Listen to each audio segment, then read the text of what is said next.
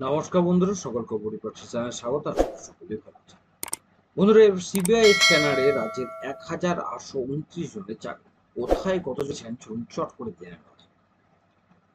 নিয়োগ দুর্নীতিকাণ্ডে এবার চাঞ্চল্যকর খবর সামনে এলো। এবার সিবিআই স্ক্যানারে রাজ্যের বিভিন্ন পুরসভার 1829 জনের চাকরি।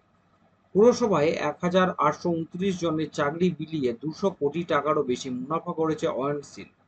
পুরসভার নিয়োগ দুর্নীতি তদন্তে বর্তমানে সংশোধনাগারে বন্দী থাকা অভিযুক্ত অয়নকে জেরা করে এমনই চাঞ্চল্যকর তথ্য পেল সিবিআই।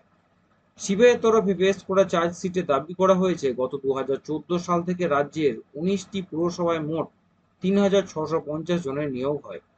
পারিপার্শ্বিক তথ্য প্রমাণ ঘেঁটে সিবিআইয়ের গোয়েন্দারা জানতে পারেন যে এই নিয়োগ প্রক্রিয়ার মধ্যে 1829 জনের নিয়োগই ছিল একেবারেই ভুয়ো। এর মদতে ছিলেন অয়নশীল এবং তার অনুগামীরা। বেআইনিভাবে সবথেকে বেশি চাকরির অভিযোগ দক্ষিণ দমদম পুরসভার। দক্ষিণ দমদম পুরসভার সিবিআই নজরে 329 জনের নিয়োগ। কামারহাটিতে 303 জন, বরানগরে 276 জন, টিটাগড়ে 221 জনের নিয়োগও সিবিআই রেডারে। এর পাশাপাশি কাজরাপাড়া, বাদুড়িয়া, হালিশহর, নিউ ব্যারাকপুর, দমদম পুরসভায় বুড়ি বুড়ি বেআইনি চাকরির অভিযোগ। কৃষ্ণনগর, রানাঘাট, নবদ্বীপ, বীরনগর বেআইনিভাবে নিয়োগের অভিযোগে তদন্তে সিবিআই। প্রতিটি পুরসভার নিয়োগ হয়েছিল অয়নশীলের সংস্থার মাধ্যমে, এমনটাই দাবি করা হচ্ছে সিবিআইয়ের তরফে। সুতরাং বোঝাই যাচ্ছে যে প্রাইমারি বা হাই স্কুলেই কিন্তু নিয়োগ দুর্নীতি থেমে থাকেনি।